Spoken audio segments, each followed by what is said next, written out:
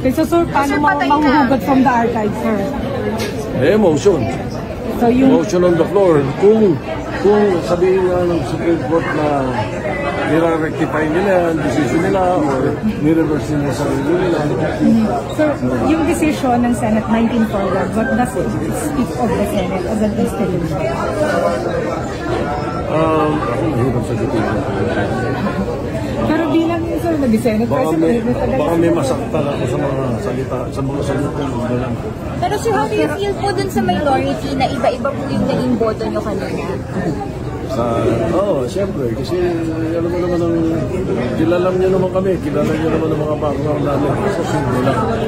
I was for the preservation of the Constitution. Gusto ko masunod ng Constitution. Yung pinaglalaban ko sa akin nga, sinasabi ko nga, the personalities involved, but hindi importante sa akin.